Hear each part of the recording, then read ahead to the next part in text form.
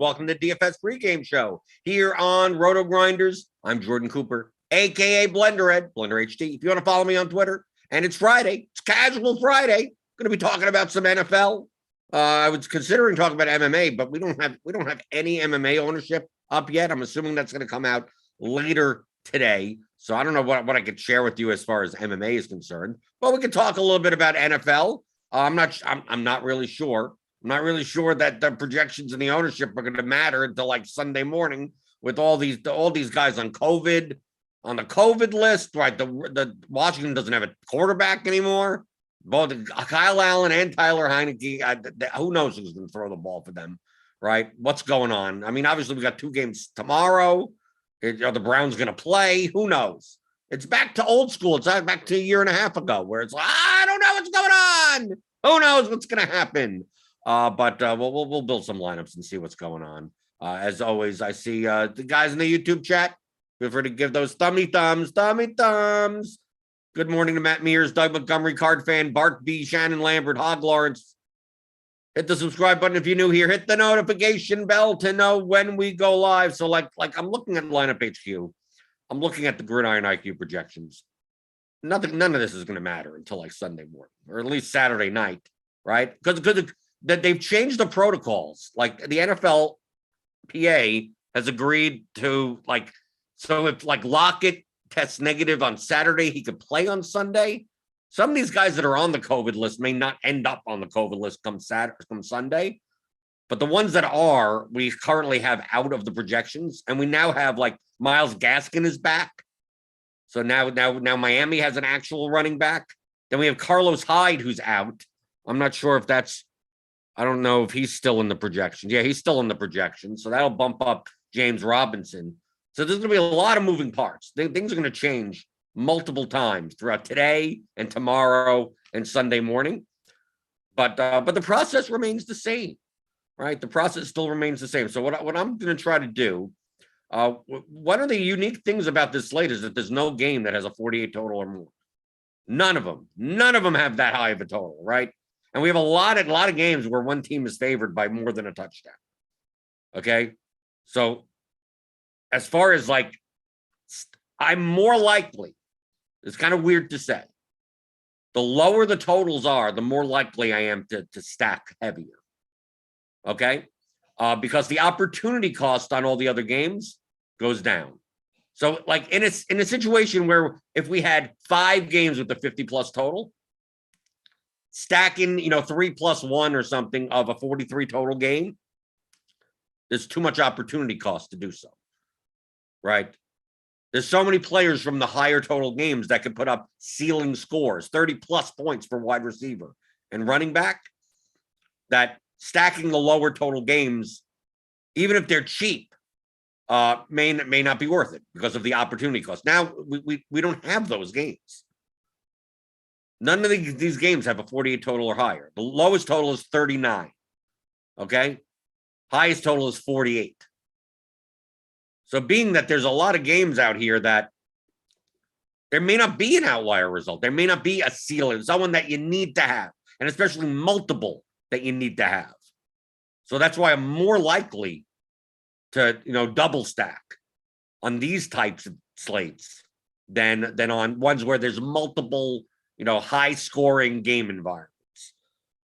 But whether or not you bring it back, I mean, if you play Arizona, if you play the Lions, I mean, some of these teams, the Giants are 11-point underdog. The Jets are 10-point dogs. The Washington is going to be a 10 or 12-point dog, possibly, right? The Falcons are 10.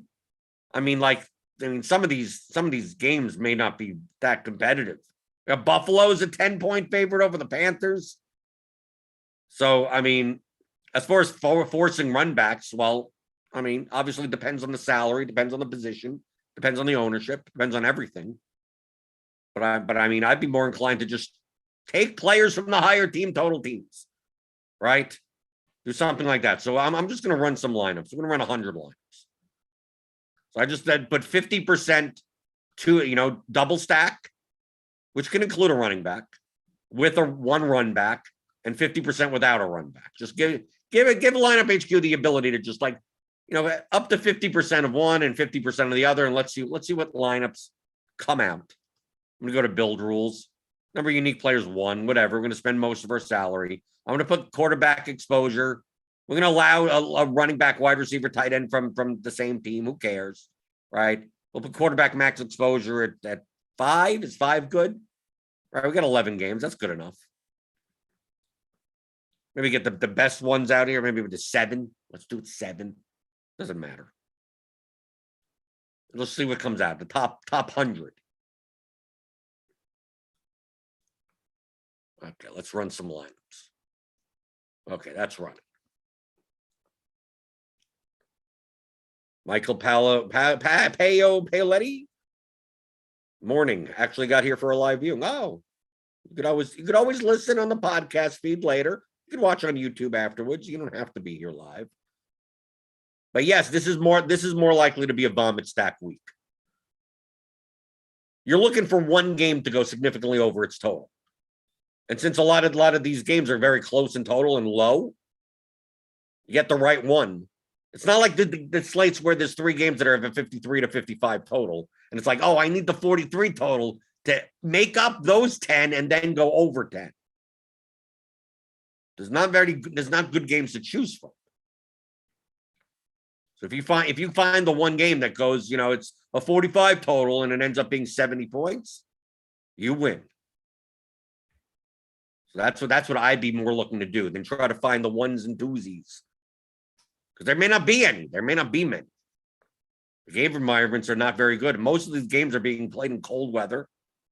Obviously, the Lions-Cardinals games are being played in a dome. That's why projections look a little bit better for them. Right? We're getting tons of Devontae Parker, tons of Cooper Kupp, Michael Carter for the Jets. We may end up getting more James Robinson and more Myles Gaskin. Obviously, like I said before, that these projections and ownership are going to change numerous times between now and Sunday. But just to get a sense, we get Zach Wilson coming up here, right? Zach Wilson lineups, 137. That's something I want to do? Probably not. Aaron Rodgers. With Valdez, Scouting, and DeGora. Because Cooper Kupp projects better than Devontae Adams. So, the top one would be Jalen Hurts. But we don't even know if he's going to play. Right? So, we have a Hurts lineup, 144. Hurts, Rager, Goddard. Do you have anyone? No run back. No nothing. Do you have any of these? Any of these with a Washington player? Probably not. Washington doesn't project very well, especially now that they're going to be most probably starting a quarterback that has only been with the team for 5 days. So how much of the playbook does he know? It's going to be very simple, basic offense. Tua is going to be, I think Tua is going to be one of the most popular stacks on the entire slate. Tua, Gaskin, Parker, Gesicki, some combination of that. Whether or not you run it back with the Jets player is up to you. But they project well. 143. You can fit in Cooper Kupp in these lineups. Take a look at this. Tua plus Gaskin plus Parker plus Carter. Right? And then you get Metcalf with no Lockett. Kupp, best projected player. Goddard, best projected tight end. And Eli Mitchell, one of the top projected running backs in the Jaguars defense. I think they're going to see a lot of these types of lineups. I think Tua is going to be very popular with Waddle out. And we have Stafford, also going to be popular because Cooper Kupp is going to be the highest owned player on the slate. Stafford, Henderson, Kupp. Stafford, Henderson, Kupp. Stafford, Henderson, Kupp. We have to see what's going on with their running backs, right? Here's Kupp, Henderson. Did we get anything other than Kupp, Henderson? No. And obviously, you run that back with DK Metcalf or Freddie Swain, right? Yeah, here's a Freddie Swain lineup. So I think Stafford's going to be popular as a stacking partner. Josh Allen, because now with no Sanders, you get Gabriel Davis. So we're going to see Allen, Davis, Diggs. Any run back? I don't know. Let's see. Do we get any Panthers in here? Probably not. Do we get any Panthers? Let's see. No DJ Moore, none of that. No. I think that'll be the third. You get Russell Wilson on the other side. Like if this is the side where you do the run back, right? You go Wilson, Swain, Metcalf, Cup. And use Cup as the run back part of this. So I think that game is going to be popular, even though I think that game may be over-owned. I think so. Then we get Kyler Murray. Murray, Connor, Kirk. Murray, Green, Kirk. Murray, Green, Kirk. Another Green, Kirk. Kirk, Connor. The problem with Kyler Murray is that, who to pair him with. Hopkins is out for the season, so you got a lot of people to choose from. And Kyler Murray, because of his rushing upside, does he need to be double stacked? Not necessarily. I mean, you could say the same thing with Jalen Hurts. Anyone on Detroit on the way back? I think Amon-Ra St. Brown is fine. I wouldn't necessarily do it with Godwin Igwebuike. I know Amon-Ra St. Brown is 5,200, but he's been kind of a target monster the past 2 or 3 games. Let's see, Trevor Lawrence with no Urban Meyer, 140. Okay, this isn't that bad. And you can play him with James Robinson if you wanted to. Trevor Lawrence, James Robinson, James O'Shaughnessy. That doesn't seem all that optimal. The running back and the tight end. Do any of these have, Laquan Treadwell here? No, it's mostly Robinson, Shaughnessy. In that case, I'd almost rather not play Lawrence in those types of lineups. Ben Roethlisberger, 139. And he played with Harris and Johnson because they both project decently. Here's one with Freiermuth. Okay, that isn't that bad. Prescott, 139. This may be, I think the Cowboys may be under-owned. But I thought that last week, and they ended up coming in over-owned. Prescott, Cooper, Schultz, Zeke. What's Lamb's price? Is Lamb going to be owned at all? They have a high team total. Jimmy G, 139. Jimmy G, Eli Mitchell, Deebo Samuel. I'm not sure if Deebo Samuel is worth 8,200. Barely playing as a wide receiver. I don't mind this. Garoppolo, Mitchell, Kittle. You could do that. Kittle's been killing it. Against Atlanta. San Francisco could just run over Atlanta, possibly. But still, I think I'd be focused just on the teams that, like here's Mike Glennon, Barkley, Shepard. With no Cowboys run back. I don't see myself playing those types of lineups. I think I'd be focused on Dallas, 27.5 team total. Arizona, 30 team total. Miami, 25 team total. Philadelphia, 26. Buffalo, 27. San Francisco, 28. I mean, because the Rams are 24.5, and I understand. I understand. Cup is probably the safest, wide receiver play. But Seattle can really slow down games. I think the play volume in this game is going to be much lower than the Rams are used to. So with less plays run, if the Rams are going to be popular, I'd rather be under on that. That's me personally. Cup is going to be a very popular one-off.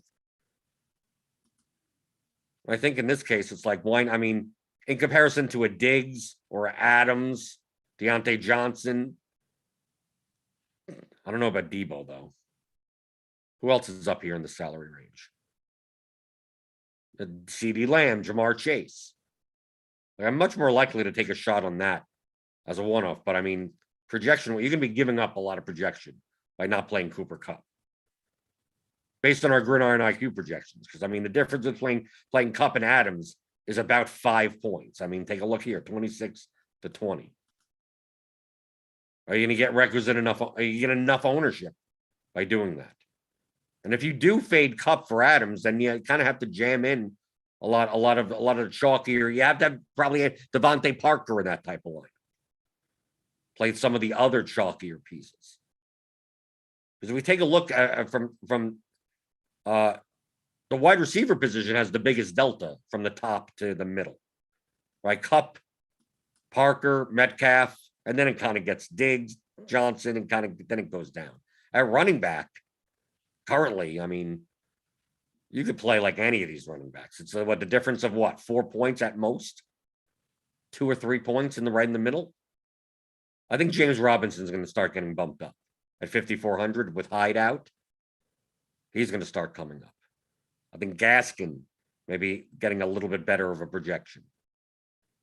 But still, I don't see anyone coming up here, 3-4 point, salary adjusted plus.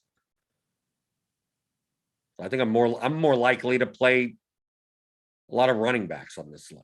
Just based on the numbers right here. As of now, that's last night at 7:06 p.m. The last time this has been updated. Who knows? Right? We don't know. Who's going to be out tomorrow? We don't know.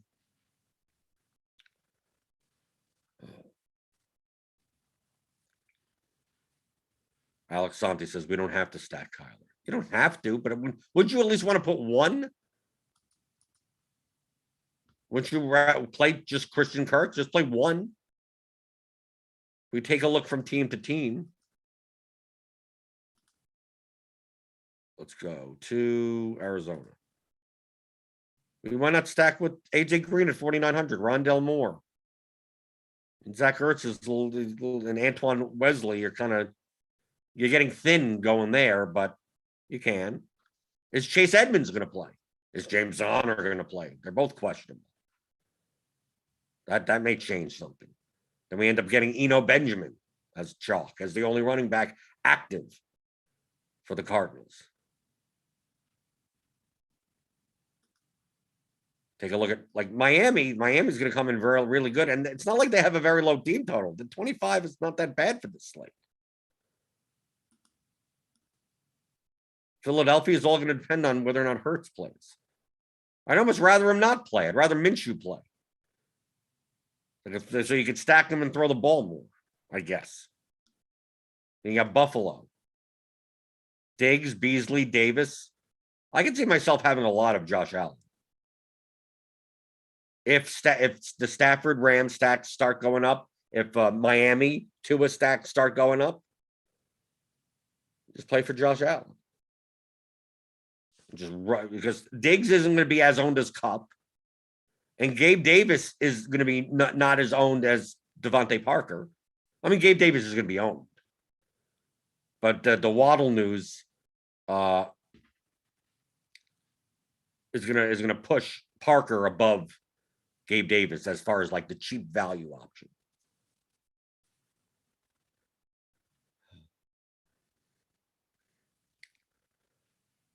Then we got other high team total teams like San Francisco, Eli Mitchell, but he's questionable too. So who knows? And the Rams are at a 24.5 total, but do you want to play Van Jefferson? Do you want to play Ben Skowronek in a double stack? Higbee? I guess Higbee. What's going on with Henderson? It's going to be one of those things where Henderson doesn't play and we get Sony Michel. Again, 5,800, whatever. Right, I'm looking at my football list on Twitter. There's still stuff going on. Cedric Wilson has a chance to return from the COVID list. Right, Ahmed is also going to be active for the Dolphins. They're still conducting tests. The Tevin Coleman's going to be back for the Jets. And the Giants just announced Fan Appreciation Day for Sunday. Season ticket holders get a free medium soda. So there you go. Our team sucks, but have some Coke, right? You come to the ball, but only if you're a season ticket holder. So if you're not, if you just buy single tickets, they don't care about you. They don't appreciate. Who would buy season tickets to the Giants the way that they're playing? I don't know. There's not that much to do here on a Friday. If you got any questions, feel free to post them in the YouTube chat. Because it's hard to build lineups and run stuff when I know that everything's going to change 4 hours from now, even for NFL. It's not like it's not even like injury. At least with injuries, it's like, okay, it's possible this guy plays. He's questionable. Schefter says X and whatever. It's like, dude, people have, we had like 100+ players on the COVID list that maybe half of them come off. Maybe they've got 100 more. Who knows? Who knows who's going to be the quarterbacks for some of these teams, right? I mean, in our projections, we still have Heineke. But obviously, we're going to is he even in the player pool? Is Gilbert? Is the Washington quarterback even going to be in the player pool? I don't even think so. Right, unprojected. So we have all the. Do we have a while? Okay, Ryan Fitzpatrick's injured. Is he even in the player pool? Can you not even stack Washington anymore? Oh, if Kyle Shermer starts. Okay, so if Kyle Shermer is in, you could play him at 4K. Probably wouldn't.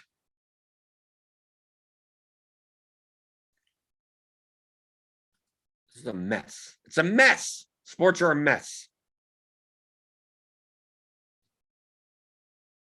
Alex says Dix is going to be 25 to 30%. I don't think so.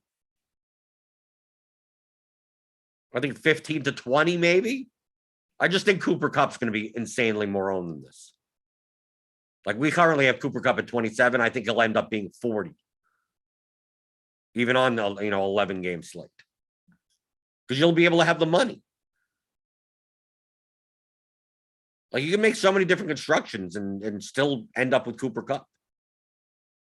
In fact, on this slate, I think I'm more likely to prioritize 4 wide receivers, do wide receiver flex than running back flex. Only because running back does. Look at the values here. Like they're okay. Wide receivers have higher ceilings, and if you take a look here, if we just organized it just with both, the top salary adjusted value players. 1, 2, 3, 4, 5, 6. It's more wide receivers up here than running backs, and even down here, right? Just on the screen, it seems like 70% wide receiver. So I think I'd rather have more wide receivers in my pool. Shannon Lambert says preseason NFL starts for this weekend. Yeah, you're gonna have to go back to preseason tape to see. They're going to be some teams. Obviously, we're talking about the skill position players, but like we have like 80+ players on the COVID list that are on the offensive line, on defensive, secondary. Like I don't even pay attention to that stuff. But there may be some teams that are starting, 3rd string guards and 5th string safeties, guys off the practice squad.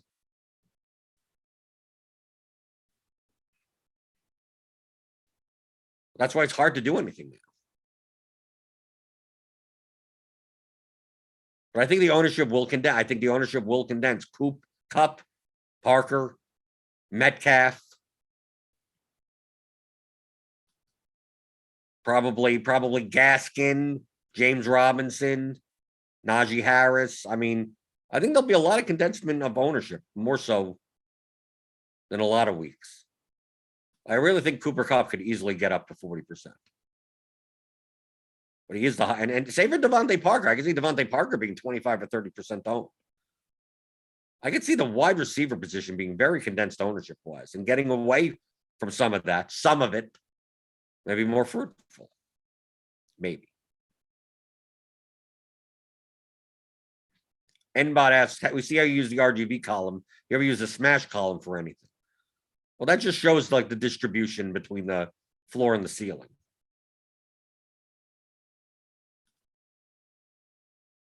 I don't necessarily care. I'm aggregating projections anyway, so I'm not going to be able to get a floor ceiling combination anything. So I'm just going by the median. The differences between a lot of these smash percentages are not dramatic enough that I'd rather just view everything by the median. So it's like, oh, well, this guy has a 26% chance of, yeah. Look at the higher smash percentage. Oh, they tend to be also the highest salary adjusted values also. Oh,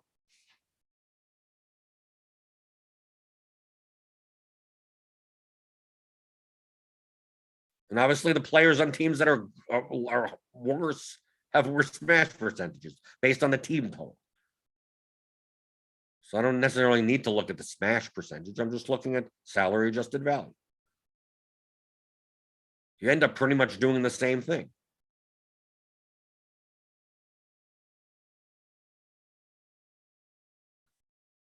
Because I may not need someone like Cole Beasley to put up 30 points on this slate. I think this is going to be a fairly low scoring slate. And if you could find the game that goes significantly over, you're going to win. The Panthers placed Matt Barkley on the COVID list, the backup quarterback. That's what it's all going to be all day. Who's on and off the COVID list. And everything is going to change. Oh, this guy, who knows? Who knows it's going to be? Cooper Kupp could be at. Right. Well, we're talking right now. Oh, Cooper Kupp's going to be the 40% owned. Tomorrow he can be Cooper Kupp gone. Right. He's on the list. Maybe Parker is Parker's on the list. It's Albert Wilson season or whatever. Metcalf. Oh, Metcalf's gone. Oh, it's Eskridge. We're playing Eskridge now. Like, that's what I expect it to be. So for me to make plans now is almost pointless. I'm almost treating this NFL slate like an NBA slate. Like, I'll show up in inactives and start making my lineups.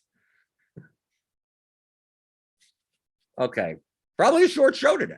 No one has any questions for Casual Friday? It's casual. That's what we're doing. Normally, I would show the MMA stuff that I have, but I don't have ownership. I got odds from yesterday. Like, my odds are in here, but I don't got any ownership. So there's nothing to compare it to. That's the whole point. What are the odds versus what they're going to be rostered by your opponents, by the field? Right? See, we got nothing. We still got nothing. Hopefully, this should be updated in the afternoon, later today. It's just like, okay, here's the projections. Okay, I put them in. Here are the odds. Put that in, but like comparing, I don't know who's going to be owned. I don't know. Is Justin Taffa going to be owned? Is Ricky Simone going to be owned? Like, what was the exact ownership? I don't know. So I can't judge anything until now. I think it's a good GPP slate. I think fading the main event on it's a 14 fight card, and Derek Lewis is in the main event. If you wanted to just X out the main event, that may be perfectly fine. Understand it's still a heavyweight fight, so someone could be knocked out at any time. But Derek Lewis fights are slow and low volume. It's Dawkins versus Lewis. I mean, it could go 5 rounds, and neither of these guys score over 70 points in a decision win. So if anything for this MMA slate, I think I'm more likely to just not have much of the main event. I mean, we saw with Lewis and Ghana, right? Like, Lewis had like three significant strikes through 2 rounds. Of course, obviously Ghana is a much better opponent than Chris Dawkins, but Derek Lewis ain't he ain't throwing 50 significant strikes around. He's nowhere close. We got a lot of heavyweight fights on this card. We got 1, 2, 3. Got 3 of them. There's more than usual. We got 3. We got 3 women's fights. Some heavy favorites up here. Heavy enough. But I think it really comes down to, like, don't play much of the main event. Yeah, man, everything else is going to matter. Up here, up in this 9K range, is all going to matter on ownership. And the underdogs do not look good on this slate. I'm not a big fan of the underdogs at all. Like, Bilal Muhammad could win, but I can't see him putting up a decent score. He's one of the lowest inside the distance odds there is. His fights are point scoring. You know, they're good technical fights, but not good for DFS. So it's like Muhammad, Asunchao, Henry, Hunsucker, Hill. Like, I don't even want to play any of these guys. I want to live in the mid-range, I guess. like Eubanks Gatto. Like that's a fight I would want both sides of. Even though the inside the distance is low. These are two women that grapple and can put up a decent score in the decision victory. But these heavyweight fights, damn. Heavyweight fights are either like bang, someone has 115, or both fighters end up with like 50 points. Very high variance. So on those fights, typically I go the other side of what the field is going to do.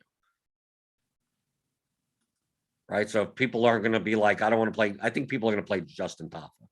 Minus 180 inside the distance. But we could take like Dontel Mays versus Parisian. Like that may be a very low-owned fight. And it's a heavyweight fight. Someone can get a knockout quick win bonus in a heavyweight fight much easier than other weight classes.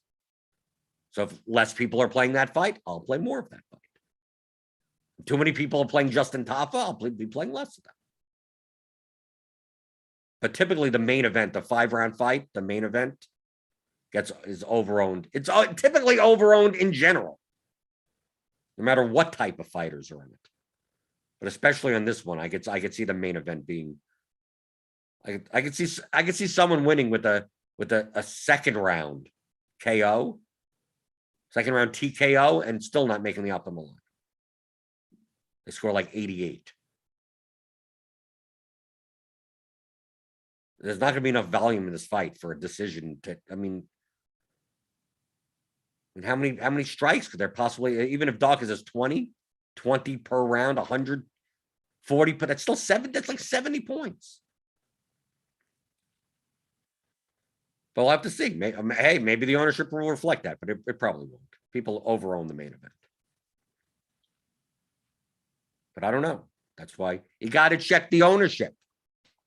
Right, that'll be coming out, I hope, later today, which you could get with RotoGrinders Premium. Right, you could get just the MMA stuff if you want, but I would suggest the combo premium, especially since MMA is this is the last event for a month. Right, I don't think there's another UFC card until mid-January. They're taking like a month break or something. So get it in now. You better get it in now. Sign up for RotoGrinders, the combo premium. You get all the scores. Click on the link in the description. Get $10 off your first month. We got 2 games for NFL tomorrow also. If you want to play them, I'd be more likely to play Showdown on those than the 2-game slate. But if there's no further questions, right? It's casual Friday. I'll just casually. I got the apple juice back. Casually drink. Casually answer not many questions in the chat. But give me those thumbs ups on your way out the door. I don't mind ending the show early. I'll casually skedaddle out of here. Okay? So give me those thumbs ups. Give me the subscribe buttons. Give me the notification bells. We got Grinders Live coming up later today for NBA. Who's in, who's out? I have no idea. I think there's 200 people in the COVID, 200 NBA players on the COVID list. Playing NBA with this stuff going on is even worse. Right, the Magic have just canceled a shoot around. Who knows what's going on? No one knows what's going on. Get to your bomb shelters. The world's coming to an end or something. But we'll still have DFS though, right? Hey, the owners, they want to make their money, so they're going to try to keep sports on as long as possible, so we can play DFS with it, and I can answer your strategy questions as always, like I do here on the DFS pregame show on RotoGrinders.com.